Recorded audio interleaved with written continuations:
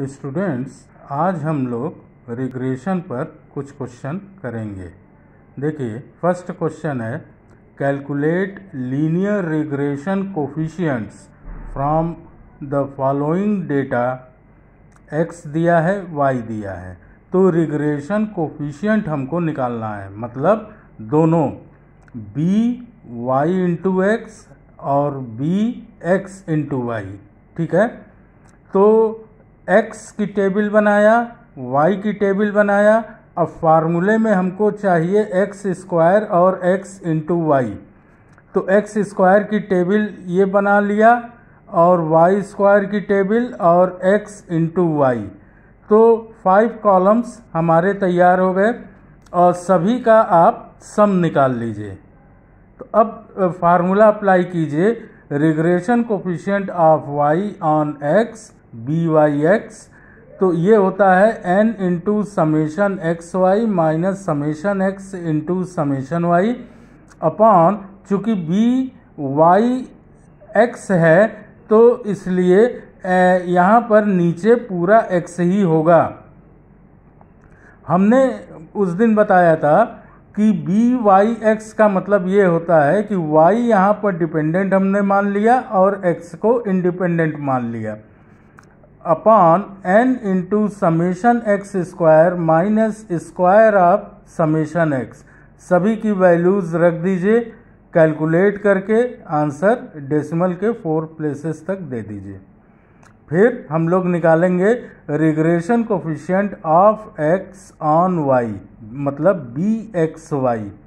Formula apply कर दीजिए। देखिए यहाँ पर y बाद में है तो डिनोमिनेटर में हो जाएगा n into summation y square minus square of summation y. Values substitute करके और इसको आप कैलकुलेट करते हुए डेसिमल के 4 प्लेसेस तक इसकी वैल्यू बता दीजिए। ठीक है। सेकंड है the following table gives age, इसको हमने x माना है, in years of cars and annual maintenance. Cost y, annual maintenance cost, इसको हमने y एज्यूम कर लिया इन 100 रुपीज़। x है आपका 13579 और x क्या है आपका, x है age in years of car, मतलब कार कितने साल पुरानी है।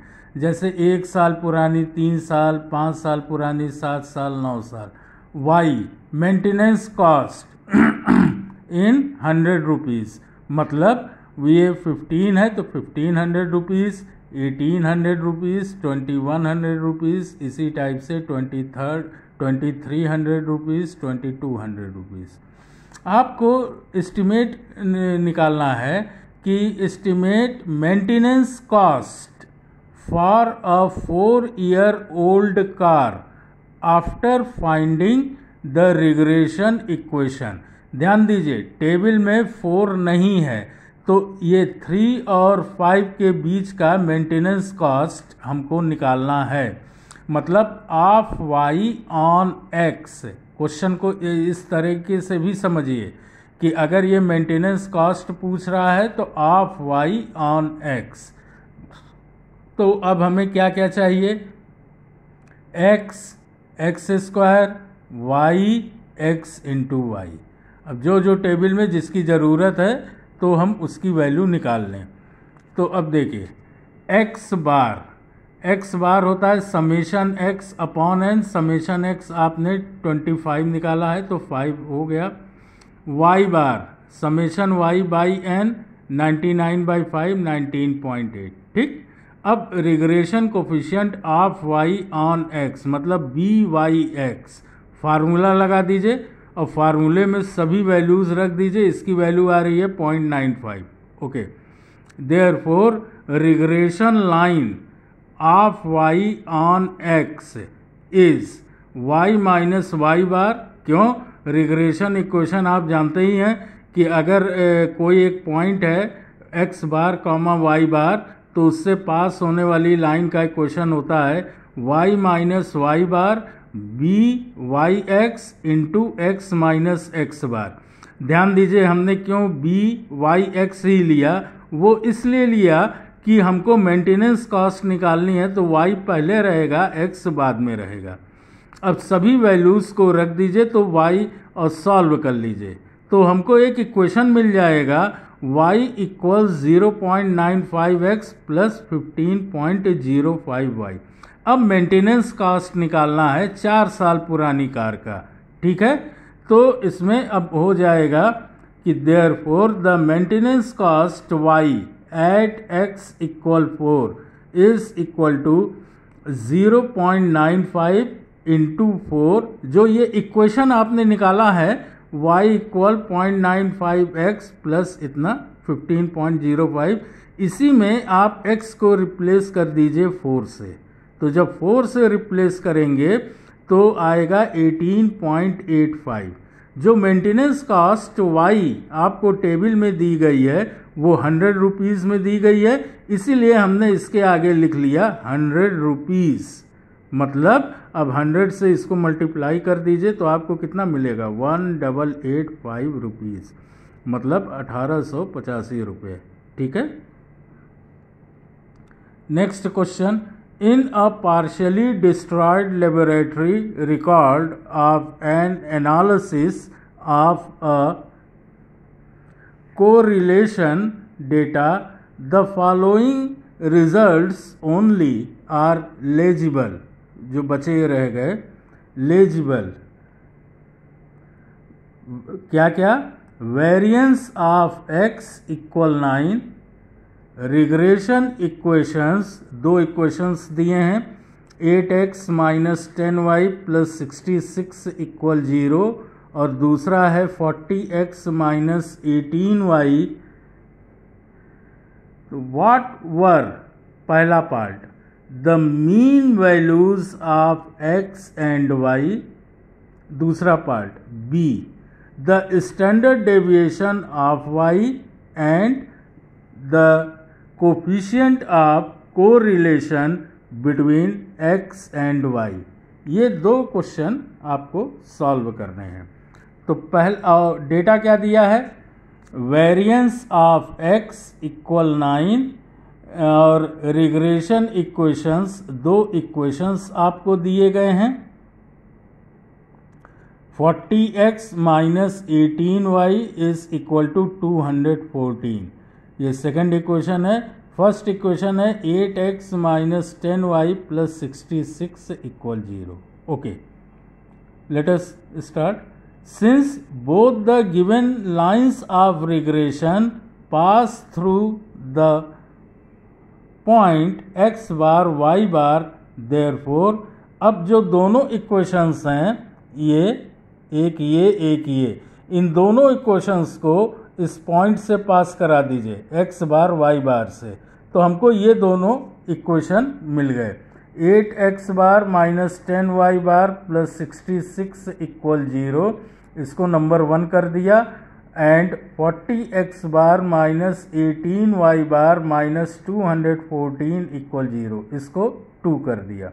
अब जैसे आप इक्वेशन सॉल्व करते हैं, मतलब पहले क्या करिए कि अगर आप x बार को एलिमिनेट करना चाहते हैं तो इस इक्वेशन में आप 40 से मल्टीप्लाई कर दीजिए और सेकंड वाले इक्वेशन में 8 से मल्टीप्लाई कर दीजिए और दोनों को माइनस कर दीजिए, तो आपको y बार के इक्वल वैल्यू मिलेगा। y बार आपको मिल रहा है 17। अब ये जो y बार इक्वल 17 है, इन दोनों इक्वेशन में किसी एक में रख दीजिए तो आपको x बार की वैल्यू मिल जाएगी। x बार की यहाँ पर वैल्यू मिल रही है 13, ठीक। तो हमसे पहला पार्ट क्या कहा गया था, पहला पार्ट कहा गया था कि the mean values of x and y, तो मीन वैल्यूज हमको मिल गई 13 और 17। दूसरा part variance of x equal 9, और ये क्या होता है सिग्मा स्क्वायर, चूँकि ये x की वैल्यू है इसलिए हमने सफिक्स में x लगाया है। तो जो वेरिएंस होता है वो स्क्वायर ऑफ स्टैंडर्ड डेविएशन होता है, ये हम लोगों ने मोमेंट्स वाले केस में पढ़ा है, ठीक है। तो सिग्मा आपको क्या मिल जाएगा, सिग्मा x इक्वल 3, मतलब स्टैंडर्ड डेविएशन हमको 3 मिल गया। अब फर्स्ट इक्वेशन से फर्स्ट और सेकंड इक्वेशन से y इक्वल, अब देखिए फर्स्ट इक्वेशन कहाँ है आपका, ये है 8x बार ये 8x minus 10y plus 66 equal 0। इसमें आपको करना क्या है कि y के इक्वल इक्वेशन को लिखना है, ठीक है। तो जब y के इक्वल इक्वेशन को लिखेंगे तो क्या हो जाएगा, 10y इक्वल 8x प्लस 66।